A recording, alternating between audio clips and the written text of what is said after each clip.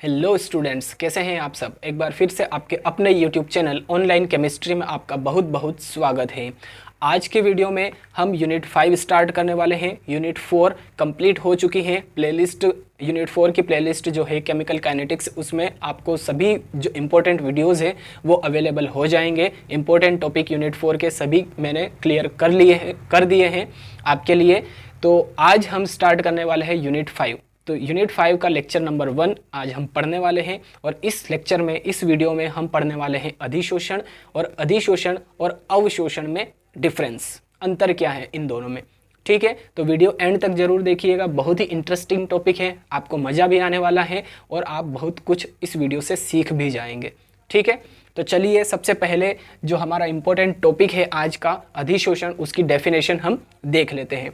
लिखा है अधिशोषण की डेफिनेशन कि किसी ठोस या द्रव की सतह पर किसी अन्य पदार्थ के अणुओं का अस्थायी रूप से आकर्षण या जुड़ना अधिशोषण कहलाता है ना। अब देखिए लिखा क्या है, एक बार और ध्यान से पढ़ते हैं हम, फिर एग्जाम्पल के थ्रू और अच्छे से क्लियर हो जाएगा आपको। लिखा है कि किसी ठोस या द्रव की सतह पर, है ना, कोई भी ठोस है या द्रव है, उसकी सतह पर किसी अन्य पदार्थ के अणुओं का अस्थायी रूप से आकर्षण होना या अस्थायी रूप से जुड़ना क्या कहलाता है? अधिशोषण कहलाता है। अब आगे लिखा है कि अधिशोषण में वह पदार्थ जो आकर्षित होता है ना, ध्यान दीजिएगा, वह पदार्थ जो आकर्षित होता है अधिशोष्य कहलाता है। अब यहाँ पर अधिशोषण में दो चीजें होंगी, एक तो है अधिशोष्य और दूसरा होगा अधिशोषक। तो लिखा है कि अधिशोषण में वह पदार्थ जो आकर्षित होता है ना, किसी अन्य पदार्थ के द्वारा जो पदार्थ आकर्षित होता है उसे कहते हैं अधिशोष्य। और वह पदार्थ जो आकर्षित करता है, देखिए अंतर है, आकर्षित होना और आकर्षित करना। ठीक है, आकर्षित करना और आकर्षित होना दोनों में अंतर है। अगर वो पदार्थ जो आकर्षित हो रहा है उसे हम अधिशोष्य कहते हैं, है ना, और वह पदार्थ जो आकर्षित कर रहा है किसी अन्य पदार्थ को, तो उसको क्या कहते हैं? अधिशोषक कहते हैं। अधिशोषक कहा जाता है जो आकर्षित करता है। ठीक है, और जो आकर्षित हो रहा है उसे हम कहते हैं अधिशोष्य। एग्जाम्पल के थ्रू आपको बेहतरीन तरीके से क्लियर होगा, टेंशन नहीं लेना आपको। ठीक, लिखा है जैसे चुंबक द्वारा लोहे को आकर्षित करना। देखिए अब चुंबक क्या है, यहाँ पर अधिशोषक है, लोहा क्या है? अधिशोष्य है। बस इस एक एग्जाम्पल से आप अधिशोषण, अधिशोषक और अधिशोष्य तीनों ही क्लियर कर लेंगे। अधिशोषक की और अधिशोष्य की डेफिनेशन फिर से देखिए, आपको यह क्लियर हो जाएगा कि अधिशोषक कौन है और अधिशोष्य कौन है। लिखा है कि अधिशोषण में वह पदार्थ जो आकर्षित होता है। अब यहाँ पर देखिए चुंबक आकर्षित हो रही है कि लोहा आकर्षित हो रहा है। जब हम चुंबक को लोहे के पास में ले जाते हैं तो लोहा आकर्षित होता है चुंबक से। ठीक है, चुंबक तो वही उसी जगह पर रहती है, तो लोहा क्या होता है, अपनी जगह से खिसक जाता है और चुंबक की तरफ आकर्षित होने लगता है। तो आकर्षित कौन हो रहा है? लोहा। ठीक है, तो लोहा क्या हो गया? अधिशोष्य हो गया। और वह पदार्थ जो आकर्षित करता है, अब आकर्षित कर कौन रहा है उस लोहे को? चुंबक कर रही है आकर्षित, तो चुंबक क्या हो गई? अधिशोषक हो गई। ठीक है, क्लियर है। देखिए एग्जाम्पल आपके लिए जो दैनिक जीवन से रिलेटेड है, हमारे डेली लाइफ से जो रिलेटेड एग्जाम्पल्स हैं वही ले रहा हूँ मैं आपको समझाने के लिए, और बिल्कुल ही इजी कर दूंगा मैं आपके लिए केमिस्ट्री। बस आप चैनल के साथ में बने रहिए। अगर आप चैनल पर नए आए हैं तो प्लीज़ चैनल को सब्सक्राइब जरूर कर लीजिए। इसी प्रकार के इंटरेस्टिंग वीडियोज़ आपके लिए अवेलेबल रहेंगे। लगभग डेली मैं आपके लिए वीडियो अपलोड कर रहा हूँ। ठीक है, और जल्दी से हमारा कोर्स भी कंप्लीट होने वाला है। इंपॉर्टेंट टॉपिक पहले हम कवर करेंगे, उसके बाद में अगर होगा तो दूसरे जो वीडियोज़ है, दूसरे जो क्वेश्चंस है वो भी हम सॉल्व करने की कोशिश करेंगे। ठीक है, तो चैनल के साथ में बने रहिएगा, मेरे साथ में बने रहिएगा, आपको कभी भी केमिस्ट्री में कोई भी दिक्कत नहीं आएगी। ठीक है, अब देख लेते हैं कि अधिशोषण और अवशोषण में अंतर क्या है, डिफरेंस क्या है ना। आपने सिर्फ अभी तक अवशोषण के बारे में ही सुना होगा, अधिशोषण बहुत कम सुना होगा आपने, है ना। अवशोषण का मतलब क्या होता है और अधिशोषण का मतलब क्या होता है, दोनों में ही डिफरेंस है। ठीक है, और वो डिफरेंस हम पढ़ेंगे, आपको अच्छे से क्लियर हो जाएगा कि अधिशोषण किसे कहते हैं और अवशोषण किसे कहते हैं। फर्स्ट पॉइंट लिखा है अधिशोषण में कि यह एक पृष्ठीय या सतह घटना है ना, पृष्ठीय घटना है या सतह की घटना है। अब एग्जाम्पल के थ्रू आपको क्लियर करवाया था मैंने अधिशोषण। एग्जाम्पल क्या लिया था कि चुंबक द्वारा लोहे को आकर्षित करना। अब जैसे ही चुंबक लोहे को आकर्षित करेगी तो ऐसा तो नहीं होगा ना कि चुंबक के अंदर ही समाहित हो गया वो लोहा, है ना, सतह पर होगा। ठीक है, अब जैसे कि ये मार्कर से समझते हैं हम, इस ब्लू कलर के मार्कर को आप चुंबक समझ लीजिए और रेड कलर के मार्कर को आप लोहा समझ लीजिए। तो जब ये जो चुंबक है ये इस लोहे को आकर्षित करेगी तो ये इसकी सतह पर आकर टच हो जाएगा, सतह पर आकर चिपक जाएगा इस तरह से, है ना। तो देखिए अंदर तो नहीं गया ना, जो लोहा है वो चुंबक के अंदर तक नहीं गया, इसका मतलब ये पृष्ठीय घटना है, सतह की घटना है। ठीक है, तो फर्स्ट पॉइंट क्लियर है आपको अधिशोषण का कि यह एक पृष्ठीय घटना है या सतह की घटना है। ठीक है, सिर्फ सरफेस फिनोमिना है अधिशोषण, इसको इंग्लिश में एड्सॉर्प्शन कहा जाता है। ठीक है, एड्सॉर्प्शन और एब्जॉर्प्शन क्लियर है। अब अवशोषण को समझते हैं, क्या लिखा है फर्स्ट पॉइंट कि यह पूरे माध्यम की घटना है। अब पूरे माध्यम की घटना से क्या मतलब है इसका, देखिए इसको भी एग्जाम्पल से हम समझने की कोशिश करते हैं। मान लीजिए कि आपने कहीं पर पानी गिरा दिया और उस पानी को सोखने के लिए आपने उसके ऊपर स्पंज डाल दिया, है ना, स्पंज डाल दिया। तो अब जो पानी है वो उस स्पंज के अंदर तक, है ना, अंदर तक समाहित हो जाएगा, है ना।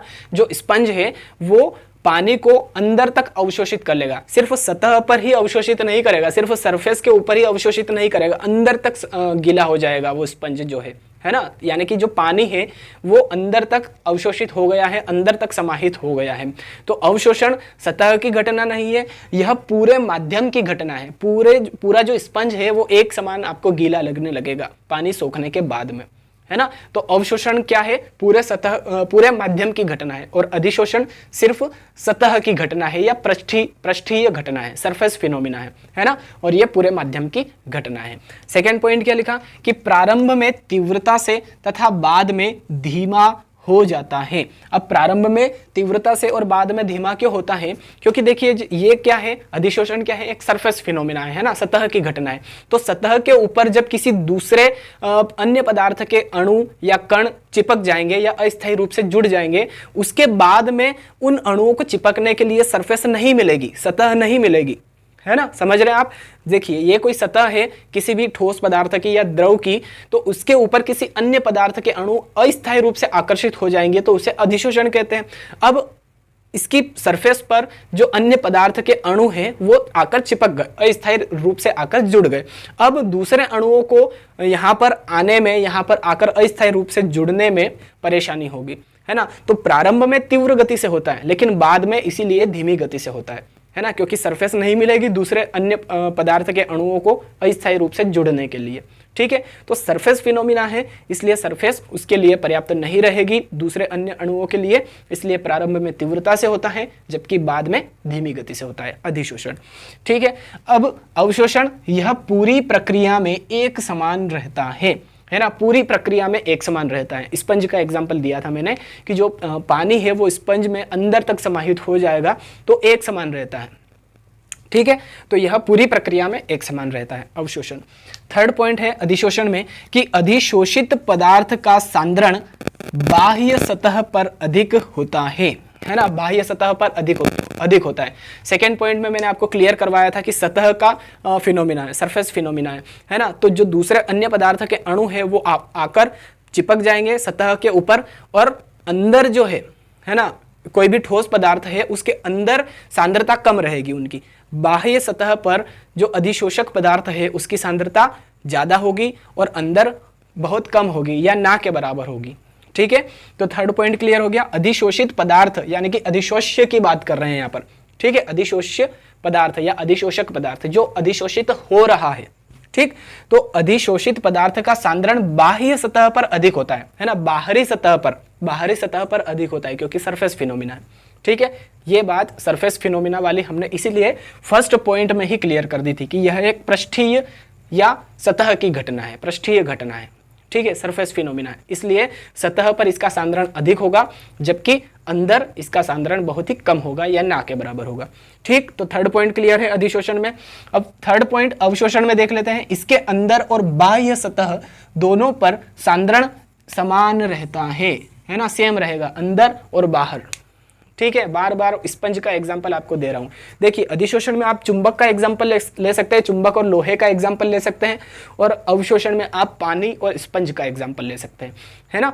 अवशोषण में जो स्पंज होता है वो पानी को अंदर तक सोख लेता है, तो अंदर और बाहर है ना, बाह्य सतह पर और अंदर की सतह पर, आंतरिक, है ना, दोनों में अवशोषण जो होगा वो समान होगा, सतह पर और अंदर।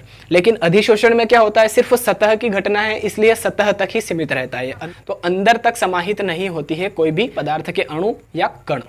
ठीक, तो थर्ड पॉइंट भी क्लियर है। फोर्थ पॉइंट लिखा कि अधिशोष्य को अधिशोषक की सतह से हटाया जा सकता है, जिसे विशोषण कहते हैं। अब अधिशोष्य जो है उसको अधिशोषक की सतह से हटाया जा सकता है। अब जैसे कि चुंबक है, चुंबक के ऊपर लोहा आकर चिपक गया, तो उस लोहे को चुंबक से अलग किया जा सकता है ना, यानी कि अधिशोष्य को हम अधिशोषक से पृथक कर सकते हैं, अलग कर सकते हैं। ठीक है, यही लिखा है यहाँ पर। एग्जाम्पल के थ्रू आप समझेंगे तो बहुत ही ज़्यादा आपके लिए आसान हो जाएगा ये अंतर, है ना, अधिशोषण में और अवशोषण में अंतर एग्जाम्पल के थ्रू आपको बेहतरीन तरीके से क्लियर होगा। ठीक, तो अधिशोष्य को यानी कि किसको, लोहे को, अधिशोष्य क्या है यहाँ पर देखिए, लोहा है ना, अधिशोष्य क्या है, लोहा है। तो अधिशोष्य को अधिशोषक की सतह से हटाया जा सकता है ना, चुंबक की सतह से लोहे को हटाया जा सकता है, और इस प्रक्रिया को हम क्या कह सकते हैं, क्या कहेंगे, विशोषण कहते हैं, है ना। अधिशोष्य को जब अधिशोषक की सतह से हटा दिया जाता है तो उसे हम कहते हैं विशोषक। ठीक, अब अधिशोष्य अवशोषण में देखते हैं फोर्थ पॉइंट। अधिशोष्य और अधिशोषक का पृथक्करण कुछ विशिष्ट विधियों द्वारा संपन्न होता है ना, कुछ विशिष्ट विधियां होती हैं, जैसे कि क्रिस्टलीकरण, प्रभाजी आसवन, है ना, वाष्पीकरण।